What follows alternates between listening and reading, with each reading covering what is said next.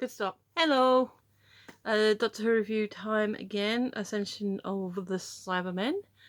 Yeah, this is a good one. This is a good one. Slight spoiler. It's one of two parts, so obviously I haven't got the whole story yet. The rest of it will be next week. But we can talk about that when we get there. Also, I may have to sort of run off quite briefly. I'll just pause the video because I'm expecting a package that was originally said to be here between 5 and 9. Then they said between 1 and 5. And now it's like 8 o'clock. So really, ideally, it should be here any minute. So if I do sort of go, and then, run off, well, I'll pause first. But that's what it will be. So basically, we're kind of starts off pretty cool. It's like you got a kind of a voiceover from the lone Cyberman, basically saying about how humans and Cybermen have this huge battle and one-upmanship and all this stuff, and basically how this time the Cybermen will win and wipe out all humanity. And there's like floating Cyberman parts and bodies and like bits and pieces, basically all in space. So we see an empty cyber head helmet, and we kind of fly in through the eye socket, and then that's the opening credits. So that was kind of neat the way they did that. Excuse me. Oh, excuse me.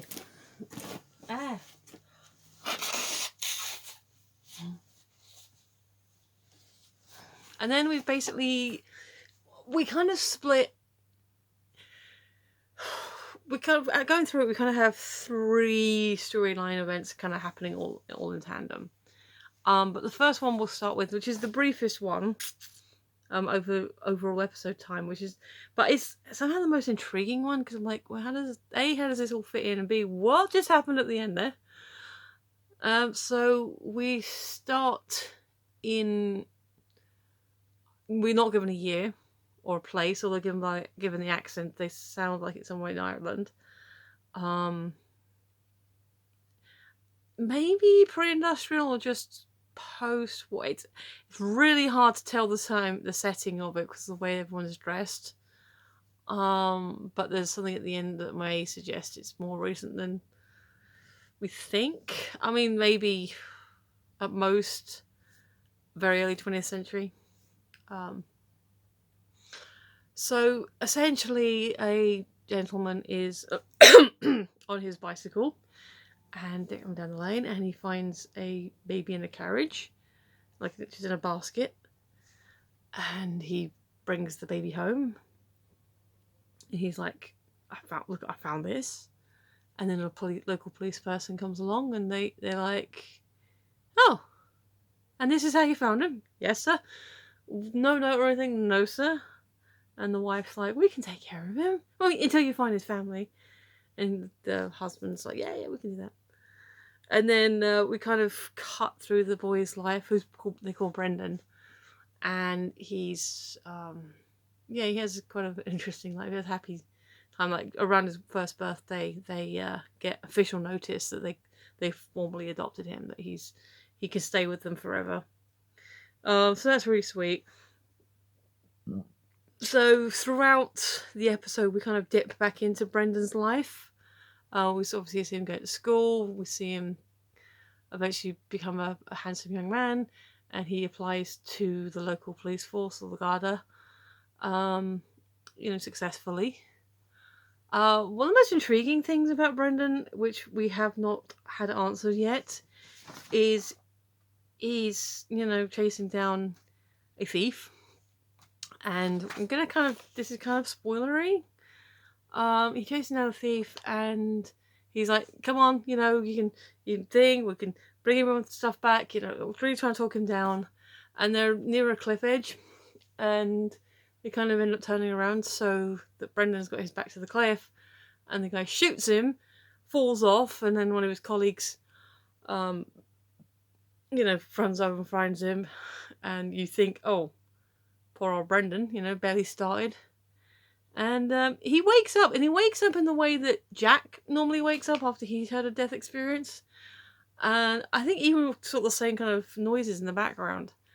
I don't think he's in any way related to Jack, and I'm sure the last time, like, Jack has had some offspring, and there's no evidence that they've inherited his immortality. Very specifically, his grandson hadn't. So, spoilers for Children of Earth. So yeah, that happens. He gets a commendation for bravery, obviously, and then we don't see him for a little while, like almost toward the end of the episode, where he's at retirement age, and everyone's thanking him for his service and everything he's done for the community. It's all very touching, and they give him a little clock and everything. It's very sweet.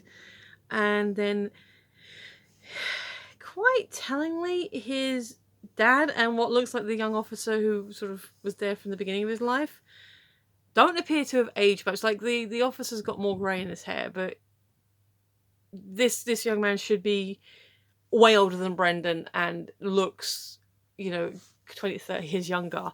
And his dad's barely aged. Now, obviously, it's his dad's been played by the same actor the entire way through the arc.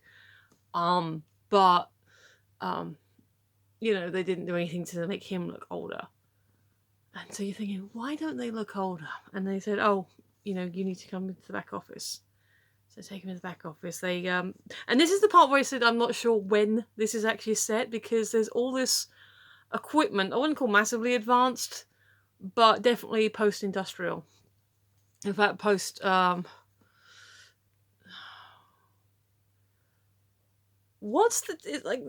got the high-tech stuff nowadays, but there's probably a time between, like, post-war maybe, like, where there's technology is starting to advance, but it's like still kind of old and clunky. Basically they sit him on this chair, they cuff him to the thingy, and then he put this thing like pressure here and all sort of that. And they said, well, we do honestly, truly thank you for your service. It's just a shame you won't remember anything. And they basically give him electrocution, lobotomy, or whatever. They just wipe his mind, and we have no idea why. As far as we know, Brendan is a foundling. After he has the fall, he is given an examination, and people are like, well, I don't know, I guess I was just lucky, and that's all we sort of get on that. So he is given a medical exam for that, and presumably he's had a couple of other medical exams in his life, but they zap his brain, and we don't know why. We don't know where Brendan fits into everything. So that's that little storyline. So now we're catching up with the Doctor and the fam, and they are they're carrying all sorts of equipment, and they find this, I wouldn't even call it a colony. They're on this planet where humans are, and they they're on their way to okay, this is my problem with names again. To Cressides or something. I'm gonna say Cressida because they're basically on their way to what they believe is the barrier between this galaxy and another. So safety, essentially. The Cybermen can't follow them through it.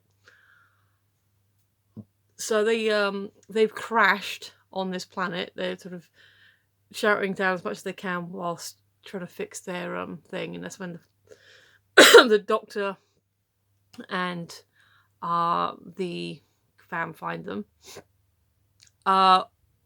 Terrible names again. They have a lot of.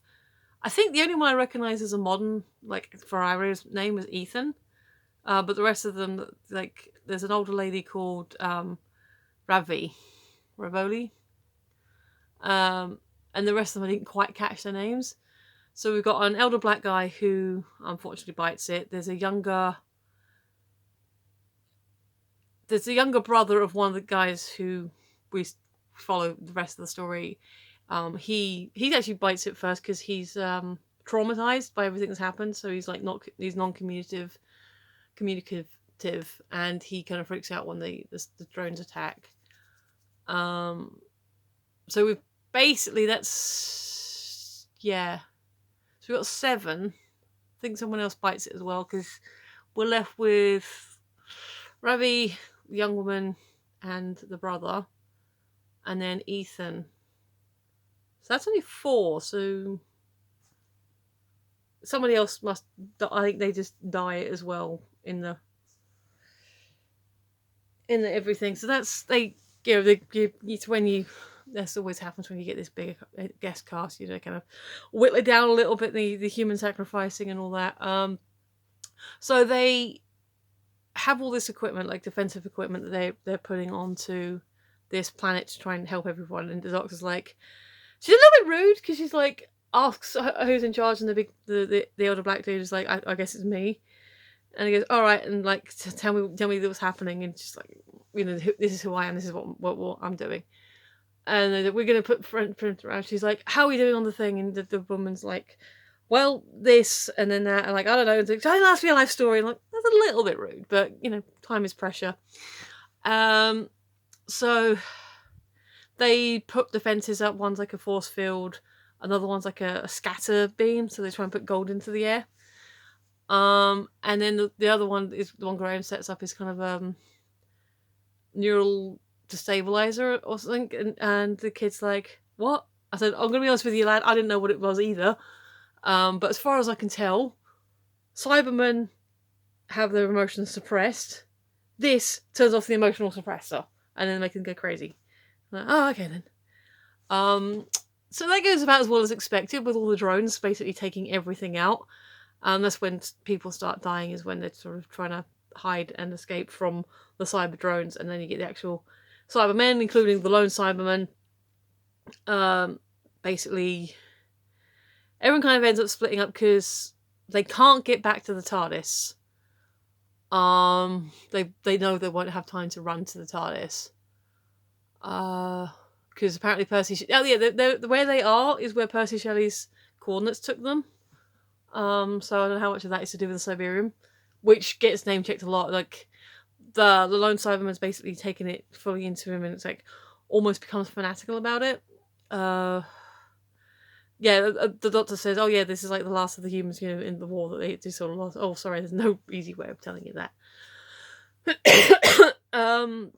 So that's all going on. So they Ryan ends up hooking up with Ethan, sort of pulling him out of the danger he's about to get himself into.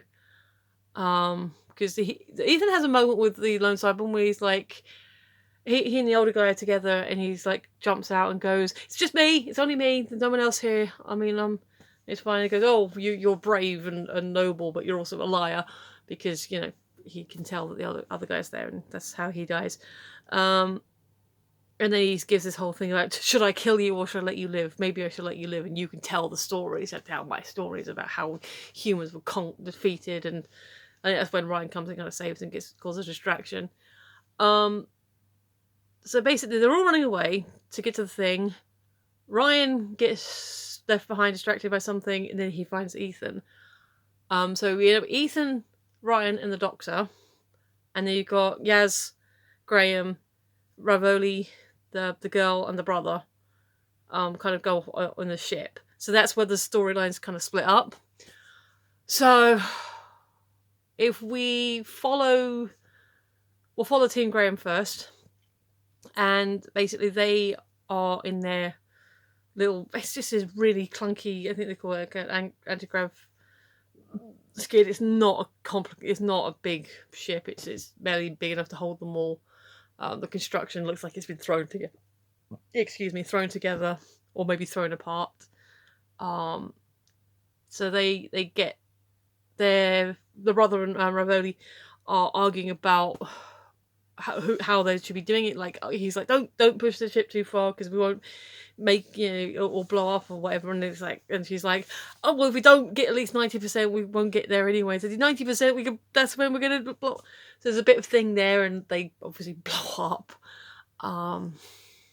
So that's kind of a bit of knocking heads there. then they realise they're in like this thing, and like they hear knocking against the thing, and like, because like before then, Ravu's like, well, pretty much we're boned. Everyone's got an inspiring speech. Now's the time, and yeah, Graham and Yaz are like, well, it's oh well, maybe. Like, no, I was joking. You know, I kind of liked her. And then so yes, they realise they're in this debris field place, and like the things knocking around, and like Yaz looks out the window and like, we can see what you see. So, well, I know what's making all the noises, and it's basically it is like a Cyberman space death ground. You know, it's like it's body parts and a whole Cyberman everywhere, and we're like, oh, they actually dead as soon as they can, because the organic parts would still be dead. They would still have died after the time. So yeah, so they like, oh, okay, but hang on a second, we're also in this field where there's like ships and everything. So they see what is the biggest target for them to go for. It's got an open gap, which they presume is a bay of some sort, or some kind of hangar. And they're like, okay, it's no good, we still can't get there. And Graham says, well, what about like just shutting off the systems and giving an energy burst? And I'm like, that could kill us. I said, well, we're dying anyway, at least let's do something while we're dying. Let's make the effort. And they're like, so they sort of take a vote and like, okay, yeah, fine, let's just do it. So they shut off all the non-essentials, they reroute everything, and Graham's like, right, don't panic, and don't take a deep rest, because they ain't coming. And there's like, we've been trapped in space before. So that's a nice little callback to the end of the first, beginning of the second episode of this, Jodie's run. So that's cool. I like little nods like that when it goes back to itself. So they do manage to blast themselves onto the carrier, the big ship, which turns out to be a carrier. And they're like, well, what is it carrying? So they all find their way up to what is essentially the control area. Then Graham and Rivoli, I'm trying to avoid calling her Rivali. So he and the lady go off exploring, whilst the other guys are like basically getting everything online and working. And you know, the lone Cyberman finds them, obviously, tracks them down. He's like, we found them, we'll have them, and we'll have our army. So basically they as Graham and Ravi are exploring, they come across a room, and they like, oh, what's this? What's in this cabinet here? Okay. And it's really kind of neat, because it is a Cyberman, obviously. It's a Cyberman story. You know, you're gonna have, you start off with a couple, you end up with masses. I mean, technically, but you know, it's. If you've been watching Doctor Who long enough, you get, but not that it's cliche or not interesting or exciting. You know, you are excited. You want to know what's happening and how they're going to get out of this, because this is really how they're going to get out of this, because they've got nothing. They've got the clothes on their back and the wits in their heart, you know, like the little bit of hope that Graham and Yaz seem to have reinstilled into them. So they the Cyberman design is really cool though, because it's like the old school. Well, I say old school. It's the more like the 80s head. So from like Peter Davison era, but the Cybermen bodies. So you got the big bulky muscle bodies with the old school heads. That was kind of cool. That was like an interesting design and choice. So yeah, they're like, then all the lights, they managed to find the switch, and all the lights come out the whole long corridor thing. It was like dong dong dong, and it just keeps going. It's like, it's got to be like 1,000 or something here. And then like, I counted about 10 doors as we were coming down. How many floors? It's like, so yeah, they reckon at least easy 10,000 or more. At this point, dormant Cybermen. So they kind of yeet it back up. The lad and Yaz and everyone realizes that the Cybermen have boarded. So like, hey, Graham, run, get out of there, you know, like, we know! So they'll get back up, and they're like having this debate whether or not they should go to Corvus. And I don't know where it's, I can't remember the actual place. And they're like, well, we can't, this is the barrier, we can't take all these Cybermen to the barrier, even if they're dormant, because that's wrong. And of course, spoilers, by the end of the episode, they're not dormant anymore. Although at one point the lone Cyberman wakes them up and says, "Ah, my army, we soon shall be victorious," and all this thing about the Cybermen has told me this and told me that, and we are intertwined and all this destiny stuff. And yeah, so they're that's all kind of going on, and he actually wakes one of them up and then like tortures it. And Rivoli sees this and she's like, "Oh great, so we've got a Cyberman who makes other Cybermen scream. Yeah, this is not a good situation." I can understand her fear and her caution. So yeah, their story ends. So obviously their finale is also linked to the second story, and I start with finale, so everything kind of comes to a head at the same time. So yeah, again, spoiler zone. They wake up all the Cybermen, so they arrive near to or where they want to go, because at one point Yaz manages to contact the Doctor, so they know they're in proximity. I don't know what the range is on the thing. So they're there with these emergent cyber army at the barrier towards safety. So that's exciting. So the Doctor, Ryan, and Ethan end up. Oh yeah, they end up hijacking a cyber scout. They actually end up hijacking one of the ships, and that's really cool. And we've got this whole. Okay, so the Doctor says something that's going to create some kind of something in the fandom, because she's saying about how, oh yeah, warp. Oh, it's a warp system. Oh, that that makes it tricky, but that's okay. I used to, play with warp systems as a teenager. Well, okay, I wasn't really a teenager, but you know what I mean. And I'm like, oh god, I've not read Lungbarrow. I don't. For me, canon on Doctor Who is a very wobbly creature to begin with. So, even excluding the line or accepting the line of from the movie Half Human on My Mother's Side, which originally Handwave was just the Doctor messing with the copper, but then the Master also reiterates it. So, okay, but maybe it's just his incarnation, something weird went to happen on whatever. But apart from that one instance, the idea of the Doctor being half human in any regeneration is never really touched upon again. That's within the on-screen canon stuff. Was it Hagen says everything is canon until it's proven otherwise? For me, I would say you've got the series canon, which is very loosey-goosey in itself. Then you've probably got Big Finish canon, which again is kind of its own thing, and it kind of tries to connect and do all this stuff. And I've not listened to a lot. I've listened to some Big Finish, and I've really enjoyed the ones I've listened to. But there's so much now, it's like kind of intimidating to try and get into. Plus, when I listen to shows, because I sometimes try and put them on as background noise while I'm doing something else, and then as I'm listening to them, I'm getting engrossed, so I'm not doing the other thing. So I sort of fell out the habit of listening to them. But they're really good. But that's another level of canon, because it's not broadcast TV, but it is still the original actors with the other sort of people coming in and out. But it is fully casted with the official actors. So that's why I sort of count it as its own level of canon. And then you've got the books and the comics and every kind of other media. I'm just like, if it has a cast, so you've got on-screen cast, audio cast, everything else. So that's kind of where I see the levels of canon. So for me, Lungbarrow, even though I think it was officially released for free, I might even have a copy of it somewhere. I don't necessarily consider it canon until they officially canonize it in the series. But I can see from the Doctor's comment about never having actually been a teenager, one, that could be her rambling a little bit and just trying to be funny and distracting herself. Two, there's going to be debates. So look out for that one. Look out for the, was the Doctor ever a child, teenager? Which also must be a throwaway line, because if you, I can't remember the episode with Capaldi, but that did suggest that that child in the barn was the Doctor at some point. Probably Hartnell. So, or Hartnell.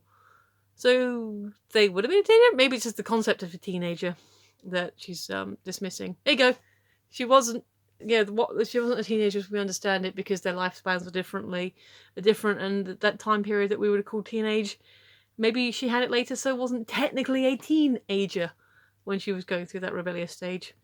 You know, because it is like 13 to 19. So maybe, you know, that kind of adolescence doesn't start until 20. Who knows? There you go. That's my theory. Um, so anyway, she's kind of like doing this and this, and then Ethan's like, oh, there's a quicker way of doing it, and he zaps it and like, oh, and then he starts like, you know, at one point she takes over the controls. Oh, I don't like this. And then Ethan kind of thing does it and say, oh, you're good at this. Now, well, yeah, my dad taught me how to, you know, strip and take over and destroy cyber ships, you know, since I was 4. And she's like, oh, yeah, raised in war. And Ryan's like, so you've never known anything different? And, nope, this is my life. So that's kind of like, ooh, wow, Ethan, you've had a tough one. So yeah, that's... So they're actually having a much more straightforward time of it. Because they basically do make it to the barrier with very little incident. And they make contact. And they say, like, this is, you know, Doctor to Corvus, come in if you're there. And like, oh yes, this, you know, here, hello, hi, it's me, because this old hermit dude. Hi, yes, I'm Corvus. Like, oh wait, you're a person, not a planet. And well, yeah, just me. And they're like, well, who are you? And like, well, I'm the Doctor, and I've got some humans with me. Like, but I thought I was the last human. I was like, okay, so just so you don't panic, I'm on a cyber ship, but I'm not the bad guy. Just letting you know, I'm gonna go park over on the ridge. So she lands. She and Ethan land the ship. Meanwhile, poor Ryan's kind of getting space sick. Because apparently, even though it's been on a few vessels before, this one is particularly dodgy because it's not designed for humans at all. So she gives him a humbug with a bit of ginger in it. Sounds interesting. I think I can see how that would work, but he's kind of looking a bit peaky at the back. So they land. It's just this old man on the beach. And essentially he set everyone else free. So he was saying about his life and how he was in a holding pen ready to be converted, and then wasn't. He got out with some others, and you know, what started off as a small settlement basically grew, and you got this like people living here. And when the barrier came, he let everyone else through and decided that I will stay and see if anyone else turns up. And she's like, oh, I've wasted my life. And the doctor's like, no, you haven't. You made that choice. And like, oh, you make it sound so noble. And he's like, but she's like, oh, yeah, you did the cool thing. So that's kind of them. So they're kind of having back and forth talking about this place and how it works. And yeah, so he takes them to where the barrier is, and they're on the coastline. So now we're kind of getting back into spoilers. So they're on the coastline, like literally on the beach, and he's like, well, okay, so where is it? Like all I see is the sea. And he's like, no, you need to go closer, and that proximity activates it. So she very cautiously walks towards it, and then you see this cool warpy thing, like this big purpley swirly thing all happening. That's it's during that, when that was activated, is when Yaz calls in and says, oh, we're on our way, and we've got a bit of company. So that happens, and then as they're all sort of standing at the barrier and it gets bigger, it changes colour, and you see Gallifrey in it, all very burnt up and as it was before. And she's like, why is it Gallifrey? Why is it showing this? This is impossible. This is not happening. And the old man like confirms, like, that's never happened before. This is very strange. What is this? And she's on my home planet, but where are we seeing it? And yeah, kind of as the final stinger on top of the cyber army, O-Master basically leaps through the barrier. Because as far as we know, the barrier is one way. Like, because she said, like, he's saying, oh, people just jump through the barrier and they don't know. And she's like, well, they just jump into the unknown. It's like, well, it's got to be better than what's here. So he doesn't know that anyone who's crossed the barrier from his side actually got somewhere safe and made it. But I guess because no one's ever come back, he's just presumed it's one way. But then, yeah, so O-Master kind of jumps through and he goes, there's an entrance. And kind of that's kind of thing. And he's still looking very dapper. I will give him that. He's looking very dapper. And that's the end of the episode. This is a good one. It's always difficult when you've got the first of two, because it's like you don't have the whole story. But what we've seen so far is setting up all these characters. You've got some nice, interesting characters. I think they split up the story quite well. You know, you've got you introduce all these elements. You sort of work out, okay, what do we need to tell each part of the story, and they sort of set them off in their way. I'm kind of most interested to see what's Brendan's story is all about, because that's a storyline that I want to know more about. Like, I'm only assuming it's set in Ireland at some point post-industrial, maybe pre-war, perhaps early 20th century, because I can't really pin it down. But for all we know, it may not be Earth. It might be a whole other thing. Or he's not an Earth that we recognise. And then for him to get zapped by his father, who now looks kind of younger than him, is weird. So I want to see where that storyline goes. Not disappointed, but I thought that maybe Jack would be back, he would be in this episode. But that was just my assumption, based on the fact I knew there's only this episode and one more episode to go, and I figured that he would be back at some point. I don't know what Barrowman's contract is. I don't know if he was supposed to come back for another episode. The teaser is a lot more of the Cyber Army, a lot of conversation between 13 and O. So that's, kind of a lot of back and forth there. And then the old man telling Ryan that he's no longer, you can be a pacifist again tomorrow, but today you need to be ready to stand up and defend and all this stuff. So from the teaser we saw at the end of the credits, no Jack there either. But there's no Joe Martin's Dr. Ruth either, and I think she's supposed to be in it as well. So I think there's a lot going on. I don't know if it's going to be a longer episode next week, because there's like a lot they've got to cram in. So if Jack's coming back, that'll be next week. If not, well, I guess not. But I was kind of disappointed, but there was my presumptions that were like, oh, okay, it's not. Especially when we had the story with Brendan's story when he woke up again. It's like, is that going to play into Jack and his immortality somehow? I don't know. But yeah, overall, I liked it. It's a good thing. Not to necessarily my opinion, but I can see where other people are coming to. There's a lot of people who are basically saying that Doctor Who two-part finales all seem to suffer the same thing, that the setup and everything else in the first half is really good, and then the execution of the finale kind of lets it down. I wouldn't say necessarily, without going episode by episode, story by story, I can say that is or isn't. I mean, there are probably... I guess the one I can sort of think of is the Pandora opens, and the second one that I can't remember the name of. That was really good, and then the second one, I still liked it, but I can see why other people didn't, and they thought it was a letdown. So yeah, I can see the point there. So basically, I don't know if I have any theories. Okay, theory, we win, kind of, ultimately. And I think there's some stuff about the Timeless Child is going to be...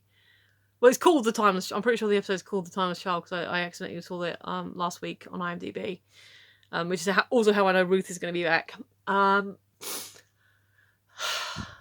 Yeah, it was good, but I don't have the ending of the story yet. I like all the new characters. I like the human survivors. I thought they were interesting. I might be more interested to see like the younger brother and like the older gentleman, like if they'd survived and we saw more of them. But the ones we got, because at one point, Ravi seems to like she's flirting with Graham a little bit. He's like, "Oh, I'm straight." He's like, he says, "Oh no," he says, "Let's have a butcher's." And he's like, "Butcher's hook? Look, like Connie rhyming slang." And she's like, "You're strange." I said, well, you know, you can just like, no, I mean, strange is a good thing. Like, is she floating? Is he ready to get back on the horse? So that will kind of happen. But yeah, I liked it, but as I say, we can't until we got the whole story. I can't really sort of say if we like the finale because it's not there yet. But yeah, it was a good setup.